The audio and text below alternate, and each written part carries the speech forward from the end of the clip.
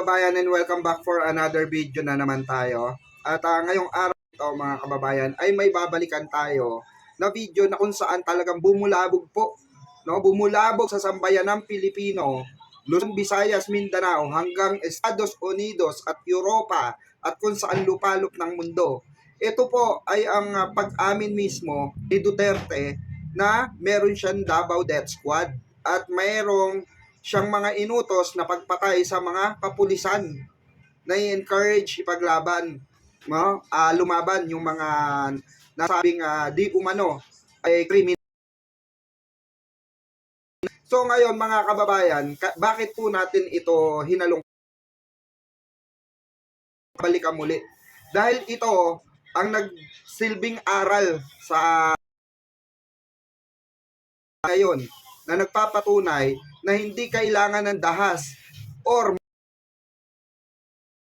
retarded mga kababayan. Dahil ang nakakaisip lamang nito ay yung mga retarded at merong mental disorder. Sabi po ng mga DDS, ng mga panatiko, ng mga Duterte, mga kababayan, ang mga Duterte daw ayan, pag-asa ng sanlibutan na di umano ay parang si Pedro ito.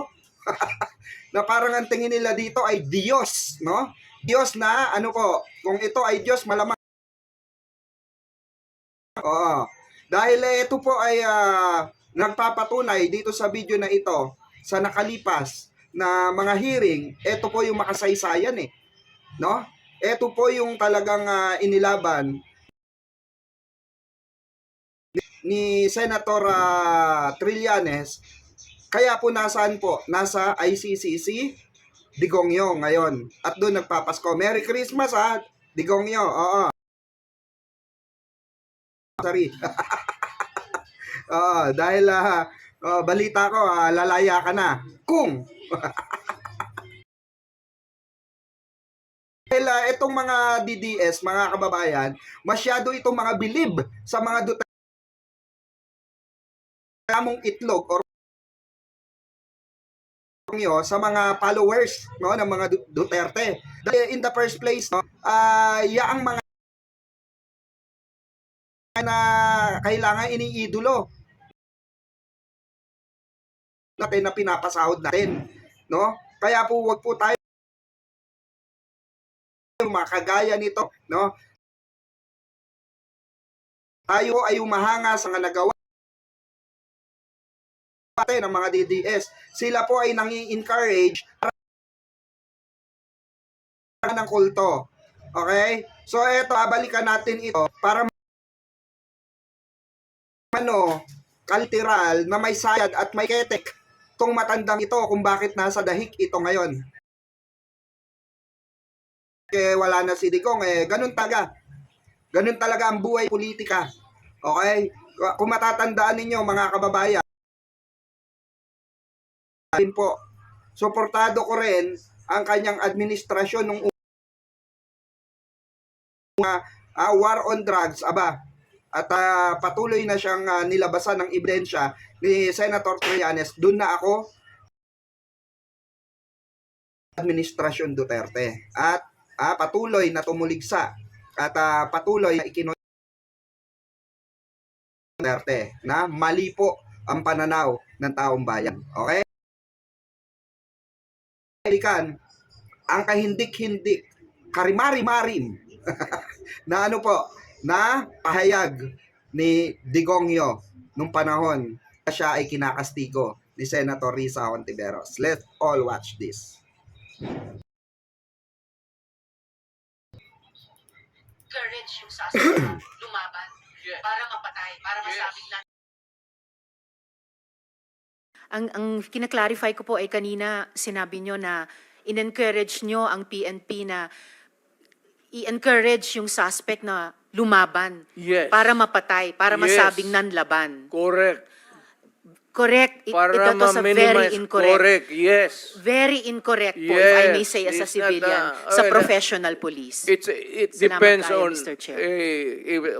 ano na natin yan, ma'am. That's your view, It's not my view only, Mr. Chair. Thank you for putting it on record. Pagka-mayor, pagka-prosecutor, Ako, alam ko, duman ako, prosecutor, mayor, presidente, alam ko ang trabaho ko. Sabihin mo, pag hindi, tutudasin kita. Yun ang, lalo ng pulis. Mga pulis.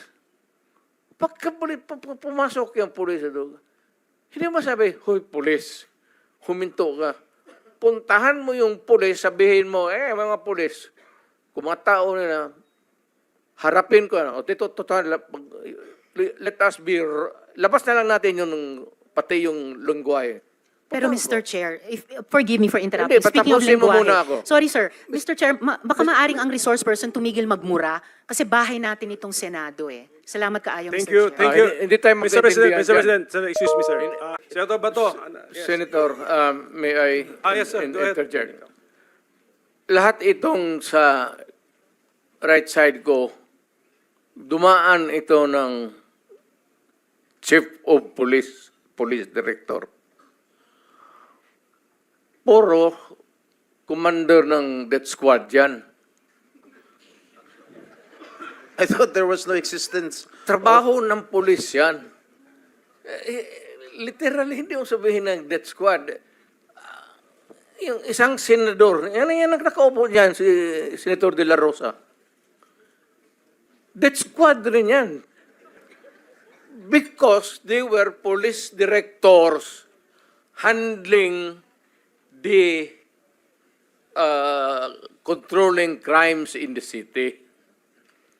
So pag magsinabi mong death squad, it's a very loose term na ginagamit mo lang parang ganun isili.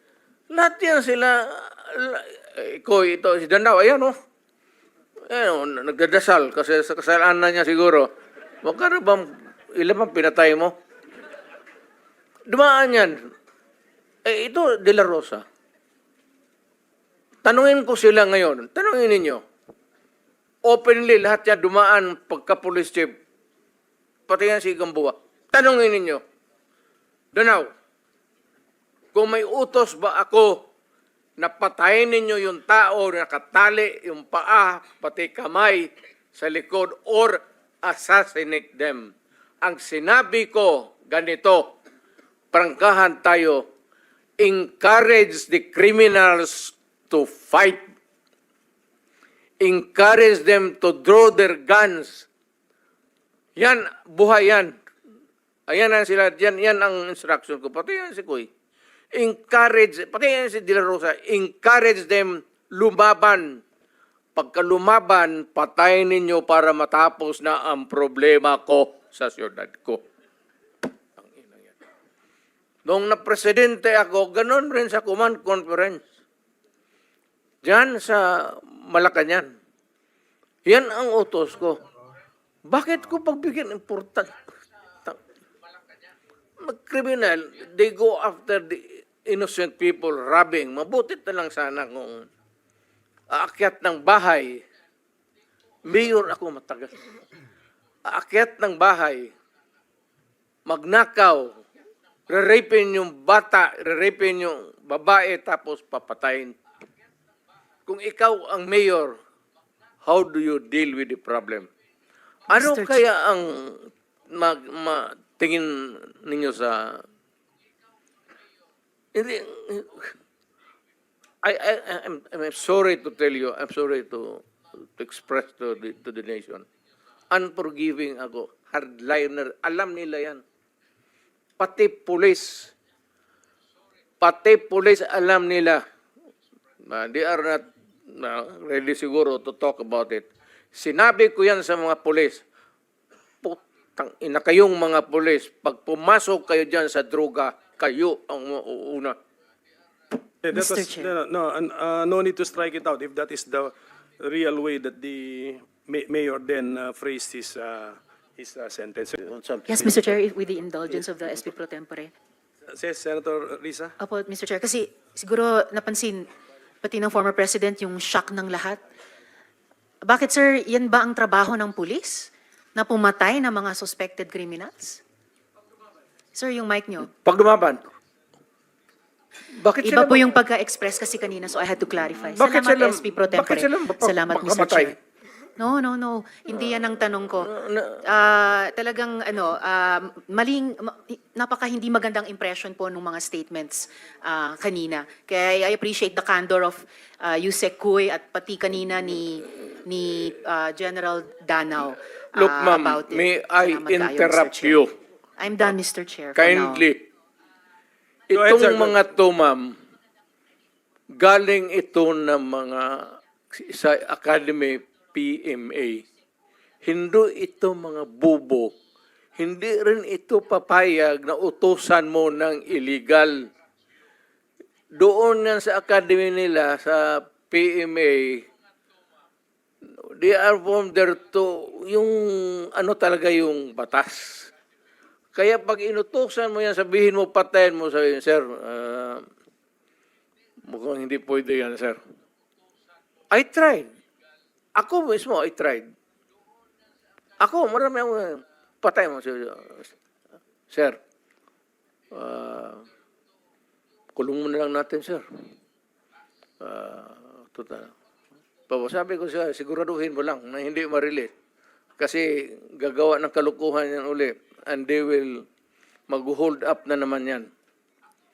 Yan ang lalo na yung mga kaso na magnakaw, tapos mag-rape, tapos magpatay, o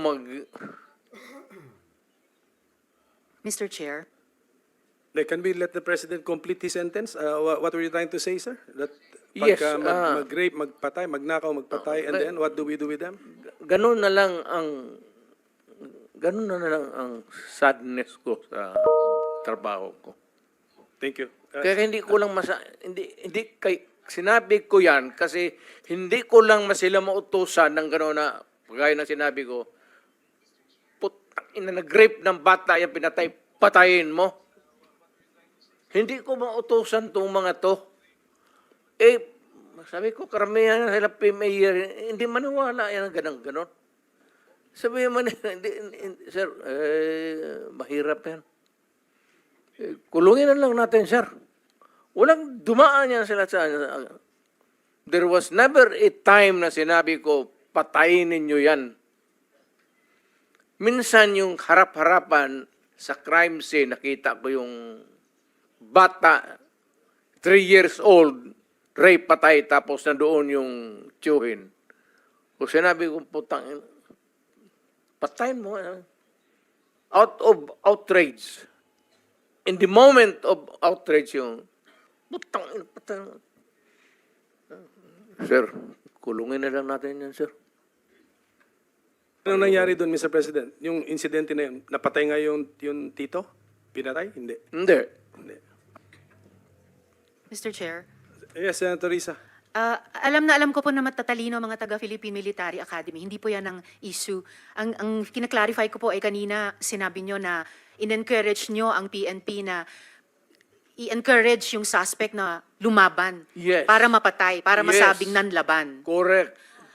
Correct. Para That was a very ma-minimize. incorrect. Correct, yes. Very incorrect po, if I may Yes, say, as a it's not, civilian, sa okay, professional police. It Salamat depends tayo, on, Mr. Chair.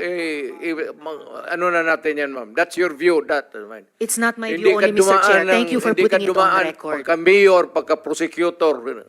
Ako, alam ko, dumaan ako prosecutor, mayor, presidente, alam ko ang trabaho ko. Yes, Yan salamat ang totoo tayo, Mr. dyan. Chair.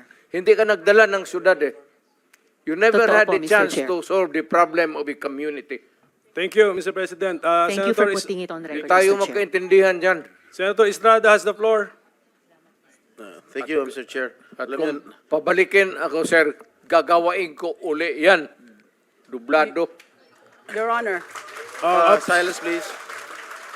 Osaa, silence the gallery, and those who will do that again, exclude them from the hearing hall. Gallery, please do not encourage me. Huwag nating kalimutan, may bombshell na inamin ang dating presidente kanina. Sinimulan niyang i-implicate, ilaglag yung mga ilan sa mga dating PNP officials natin na involved daw sa Davao Death Squad noon. Pero sila mismo, sinabi nila na may death squad sila. Siya. Bagamat hindi daw pulis, may death squad siya. Yun yung iniimbestigahan nga natin dito, Mr. Chair.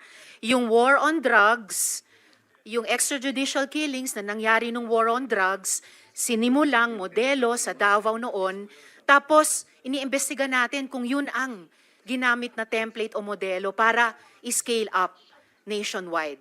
So, bombshell yung sinabi po ng dating presidente na meron na silang death squad. Ano man ang pangalan yan, police o non-police ba yan? Kasi it looks like what we are investigating now, yung ginamit na instrumento para sa war on drugs na nagbunga ng napakaraming extrajudicial killings. You are For the record, Mr. correct, ma'am. Correct, sir. Chair. Tama Thank you, ka talaga. Mr. Chair. Tama ka talaga.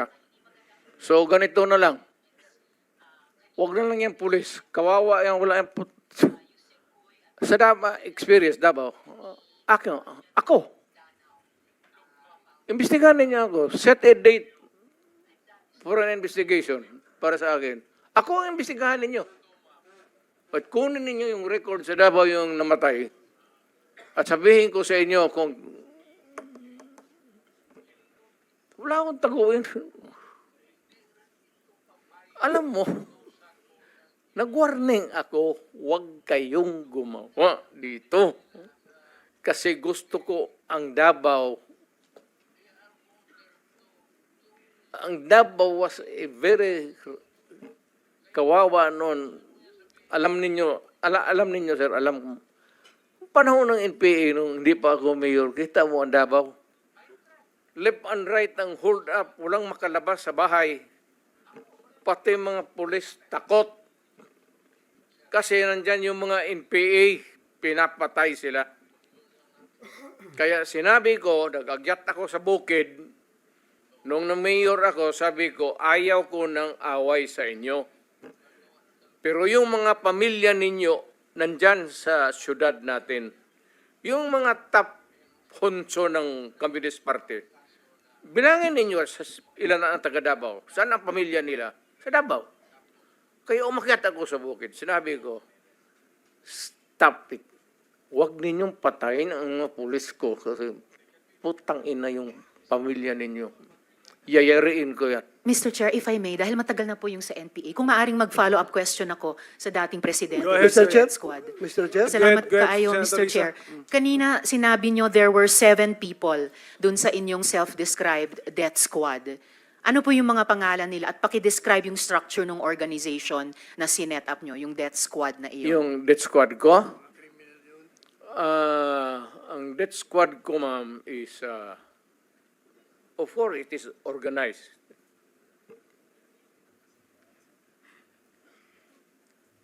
Hanggang dyan lang. Ano po yung structure ng organization na iyon? Against criminals. Hindi po, yun yung task siguro na binigay nyo. Pero anong structure ng death squad niya iyon? Structure against crime and criminals. Ibig sabihin, ano po yung setup? At sino yung 7 yon na miyembro ng death squad Fight nyo? crime. No sir, yung pangalan nung sabi nyo, 7 tao na nasa death squad nyo. Mukhang patay naman sila lahat, ma'am. It's okay sir, ano pong mga pangalan nila? You know, when I was mayor, it's about 43. I am now 73. For the life of me, I cannot remember the name. And ano po yung structure nung 7 yon? Merong bang team leader, may 2 tenyente, then may 4 pa na tao? Ano po yung structure ng organization na iyon? I said I am 73 years old. Hindi ko nga alam kung bakit nandito ako kaharap mo. Sir, I'm sure alam niyo kung bakit kayo nandito. In fact, kayo po yung nagsalita ng pinakamarami sa resource persons. Well, May reward po ba yung 7 iyon sa death squad nyo? Again, ma'am? May rewards po ba ang ibinibigay sa mga miyembro ng death squad nyo tuwing nakakapatay sila? Police? Police ba yung death squad nyo? Yung Yun ang allegations. Hindi po, yung sinabi nyo kanina. Huwag tayong lumabas dyan. Ay, hindi po ako lumalabas. May ibang lumalabas. O Yung dito sinabi tayo po ninyong ang death squad, pinag-usapan dito, may rewards po ba yun? Centered sa police na sinasabi na binabayaran. No, sir. Pina-follow up ko yung sinabi ninyo. Ay, yung civilian? Unprompted. So, kung civilian yon, yung sinabi nyo na death squad nyo na 7 tao, may rewards po ba yung 7 taong iyon kapag nakakapatay sila? Ay, hindi ma'am, mayayaman yung mga, maraming gago na mayayaman sa Davao. Hindi Ano mo pong kaya- koneksyon ng mayayaman sa Davao? Gusto dun sa pumatay miyembro ng mga death kriminal. squad? Because Ibig they sabihin, want the city to be safe. nagbibigay sila, yung Because mayayaman, they ng want reward sa business to death thrive. squad? Yes, sir. Bago po yan, Mo. sinasabi nyo ba na yung mayayaman sa Davao nagbayad sa death squad para pumatay? No, hindi ma'am. Si Sila Colonel mismo. Makasait po ba kasama sa death squad na iyon? Sino? Colonel Makasait, kasama po ba sa death squad na iyon? Colonel Makasait? Ma'am, alam mo, sa totoo lang, mahabang istorya to. It's okay, sir. Maikli lang sana Pero kung ang sagot. problema, ma'am, patay na yung tao. Si Colonel Makasait ay patay na. Ayaw kung marami, police officer in the police department. Pero patay na yung tao. Okay, sir. May Huwag mo rewards akong po ba sila? tanungin kung anong history yung tao na yan, patay na. Okay. May rewards po ba sila, yung mga miyembro ng death squad nyo? Sino? Ako? Magbigay? Yung 7 miyembro, kung sino man ang nagbigay, may rewards ba sila kapag pumapatay sila? Walang reward, ma'am, kung Walang police rewards. yan. Lalo Hindi na ho. police. Bakit Wag- ako magbigay ng reward sa mga... Hindi po. Trabaho Paiba-iba po nila yung yan. sinasagot nyo eh. Hindi ko tinatanong yung mga pulis. Oh. Tinatanong ko po yung mga miyembro ng death squad nyo. Ah. Binabayaran ba sila kapag nakakapatay sila? Wala. Wala. Okay. So, May- libre Sen- lang yung may I remind the pagpatay. Senator, this is just an intervention. Yeah, I'm sorry. We have to I follow- apologize, we have Mr. to Chair. follow the Yes, order. I Yes, please, submit, please. Mr. Okay. Chair. Ako noon, nung na-mayor ako, I was not looking toward a re-election. Wala sa isip ko yun. Ayan sila, si Bato. Nung nag-mayor ako, sabi ko, hindi ako interesado na ma-re-elected. Putang ina, magtrabaho tayong lahat. Ito ang gusto ko. Patay kayo mga pulis, putang, papatayin ko kayo ulit. Huwag ninyo akong... Kasi pagka-mayor ka na, magpa-ano-ano ka lang, pa-lutay-lutay ka lang, wala mangyari sa Pilipinas, maniwala ka. Lalo na yung mga mayors na pumapasok sa droga, yan ang dapat unahin patayin. Mr. Chair. Thank you, Mr. President. So what I'm getting, Mr. President, is that yung imperfection noong ating programa na War on Drugs, nakabase po doon sa ilang mga local government units na wala ho talagang totoong political will para labanan ito dahil binabanggit nyo nga po, marami or may ilan sa mga LGUs ang pananaw ay ma-re-elect lang. Re-election. Hindi talaga durugin at Ayaw magkaroon ng problema sa re-election niya. Yung iba naman, takot. Lalo na sa probinsya. Lalo na yung nagninegosyo ng droga, may mga baril, tapos may tao. Mr. Chair, with the permission of Senator Villanueva, quick interjection. Yes, Senator Ontiveros is recognized. Salamat kayo, Mr. Chair. Salamat, Senator Villanueva. Just to make of record na sinabi ng dating presidente na yung mga mayor na suspected na involved sa drugs dapat patayin. That is not an acceptable statement ng isang naging presidente tungkol sa mga naging kasama niyang nagtatrabaho sa gobyerno ng mga mayors. For everyone, whether mayor, whether maliit na drug suspect, kahit pa yung mga high-value targets, may due process.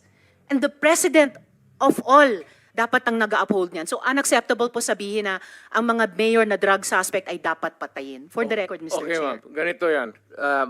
Mabutit dumating ako dito.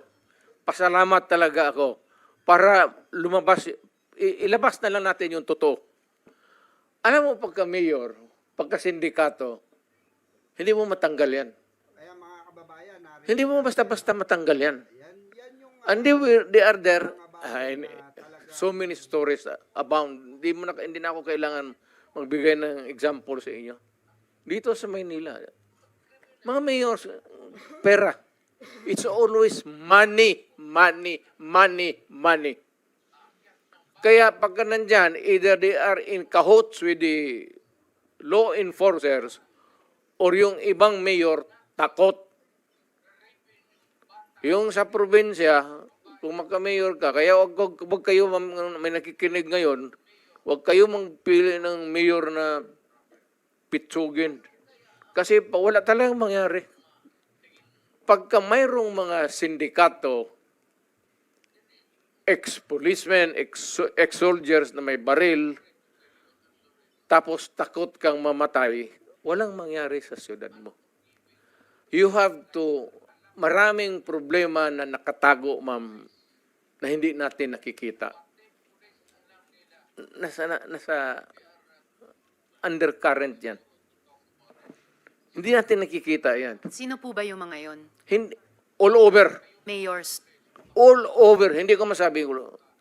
Just for the record again, Mr. Chair, and with thanks to Senator Villanueva, unacceptable na sabihin ng isang dating presidente or kung sinabi ninyo noon nung presidente kayo na ang sino mang suspect, maliit man, malaki, mayor, na suspect sa drugs ay dapat patayin kasi may due process po. Salamat kayo, Mr. Chair. Salamat, Senator Villanueva. Yan that is my stand. If you do not agree with me, I'm sorry. But I'm dealing with a serious problem of my country. Hindi mo madala sa pakiusap yan. Sabihin mo, putang ina, huminto ka pag hindi. Tutudasin kita. Yun ang, lalo ng pulis. Putang ina itong mga pulis. Pagka pumasok yung pulis doon, hindi mo sabi, hoy pulis, huminto ka. Puntahan mo yung pulis, sabihin mo, mga pulis, kung mga tao na harapin ko, o dito, total, let us be, labas na lang natin yung, pati yung lungwahe.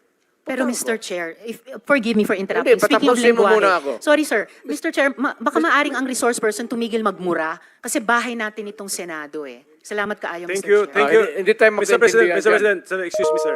I am relating a conversation. I am, hindi Yes, ako nagmumura. Mr. President, okay. Sinasabi ko yan kung ano ang sinasabi ko doon sa Correct. tao. Klaro na po yun, Mr. President, na when you relate to the police officers, may kasamang mura. Pero okay na, klaro na po yun. Pwede na nating hindi ulit-ulitin, Mr. President. Hindi lang, Kung pwede sabihin ko lang. na kaya, papatayin kita. Hindi lang ako magmumura sa... Okay. Iwasan lang po. We try our best na iwasan na po. Anyway, naintindihan po namin. Narinig natin, no? Yan yung mga bagay na talagang grabe pinagsisihan natin na pagboto kay Duterte dahil si Duterte pala yung tipo na basta na lang makabarel kahit walang bala. Alam mo yon? Para kang bumabaril ka pero wala kang bala. Alam mo yung dahil sa gigil mo, dahil sa emosyon mo, no? Napasugod ka na nakipagbarilan ka pero wala ka naman palang bala. Pero gigil na gigil ka, bumaril, 'di ba? Kahit ubos na ang bala mo. Kumbaga tira pasok, no? Ano na lang, tirang bahala or sugod bahala, 'di ba? Dahil ito yung mga ganitong klase ng mindset na talagang hindi na acceptable sa panahon ngayon. Especially, matatalino ang mga kabataan ngayon. Matatalino ang bagong sibol ng butante ngayon. Kaya pansinin nyo, karamihan po ng mga supporter or tumatangkilik sa kulto ng mga Duterte ngayon or tinatawag na mga DDS, Didilis, sila po yung mga tipo na na handang magpagamit dahil sa kakulangan ng kaalaman, kakulangan ng sustansya sa pag-uutak. Sorry for the word pero yun po ang katotohanan. No? Kasi kung matalino tayong tao at nakapag-aral naman tayo, alam natin 'Di ba? There's have a way. Kagaya ng ginagawa ng ating Pangulo ngayon, ang sinasabi, itigil ang korupsyon. Sabi natin. Labanan ng korupsyon. Sabi natin. Ipakulong ang mga korap. Sabi natin. Which is, ang ginawa ni Pangulong Bongbong Marcos ay tinupad. Tinutupad pa rin ang ating adhikain, ang ating boses, ang ating kagustuhan. 'Di ba? Kahit alam natin mahirap 'yan, kahit sinong presidente na dumaan, nahirapan. Only one as a president na nag-stand firm sa paniniwala niya na may pag-asa ang taong bayan na makamit ang hustisya. Na mangyari ang dapat mangyari sa mga tampalasan sa Senado at sa Kongreso. Maging ang mga tiwali na mga ahensya na kailangan managot. Yan po ay ginagampanan pa rin ng ating mahal na Pangulong Bongbong Marcos na hindi po nagawa or nasolusyonan ni Digongyo even po saan po sa war on drugs. Remember, mga kababayan, ang factor ng usapin na ito ay hindi sa lahat ng sa lahat ng pagkakataon ay dahas ang kailangan. Mababang pangunawa ang kailangan. Mababang kaisipan ang ang kailangan. Hindi po ganun. Ang lahat po ay ginagamitan ng utak at talino upang masawata itong mga kriminal. Upang masawata itong mga korap sa gobyerno. Yung nagbubulsa ng pera ng taong bayan. 'Di ba? Yung mga ganito kasing mindset, pangwalang-wala na ito eh. Real talk. Pangwalang-wala na ito. Yung alam mong tamad way na to eh. Hindi na ginamitan ng utak ito. Remember guys, remember po mga kababayan. Ang mga intelligence pwede magpanggap na buyer ng droga. Yung mga iba, yung mga tawag dito, ibang intel, pwedeng maging runner. 'Di ba? Pwedeng magpanggap na runner. Yung ibang agent, pwedeng maging, for example, drug lord. Pwede sila. 'Di ba? Maraming way. Tinamad lang si Digong. Kasi ang way niya is santong paspasan. Na kahit may maapektuhan ng mga na mga normal na mamamayang Pilipino or merong madamay na mga inosenteng mamamayan, wala siyang pakialam. 'Di ba? So ito yung tinuturo nito. Ito yung values na tinuturo ni Digong nung panahon niya na hindi tinuturo ngayon ng ating mahal na Pangulong Bongbong Marcos. Kaya no wonder, huwag kayong magtaka mga kababayan kung bakit nasa dahig or international court ang nag-handle po ng kaso ni Digong as of now. Dahil bakit po? Dahil yan ay hindi kakayanin dito sa Pilipinas. Pag dito po yan. Alam nyo po dito sa atin kung gaano ka-impluensya at gaano kadami ang susuportang pera kay Digongyo upang ubusin yung pamilya nung hahawak ng kaso niya. Diba? Yung mga judge. Wala po sabi ko nga sa mga previous vlog ko, walang magtatangka or mangangahas na judge na hahawak ng kaso niya. Especially, ang ang usapan dito ay humanity. Okay? Humanity versus Digongyo, 'di ba? So hanggang dito na lang muna. Maraming salamat mga kababayan. Sa nakalipas na taon, marami tayong natutunan. Marami tayong lesson na maibabahagi sa ating mga kababayan, sa ating mga apo, pamangkin, anak, na maisasalin natin yung ganitong klase ng kaisipan na mali ang ganitong pananaw, anak. Mali, apo, yung ganitong klase ng pananaw na iboboto mo. Diba? Hindi utak dilis. Hindi utak kriminal. Hindi utak patay bahala. Ang pagsugpo, tandaan nyo po, sa krimen at ang pagsugpo sa korupsyon ay napag-aaralan base sa talino mo. Kaya nga sabi ni Panelo President Bongbong Marcos is not a weak leader. mautak siya. He's not weak. He's intelligence. Okay? So hanggang dito na lang muna. Once again, ito po ang inyong lingkod. Magsama-sama tayo for another video. Birador Pikwa at your service. Merry Christmas and a Happy New Year.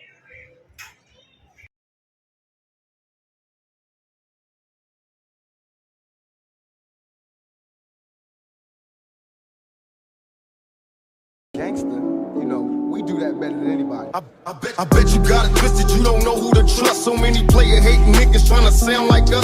Say they ready for the front, but I don't think they know it. Straight to the depths of hell is where them cowards going. Well, all you still down, nigga, holler when you see me. And let these devils dissolve for the day they finally free me. I got a caravan of niggas every time we ride. Hitting motherfuckers up when we pass by. Until I die, live the life of a boss player. Cause even when I'm high, fuck with me and get crossed later. The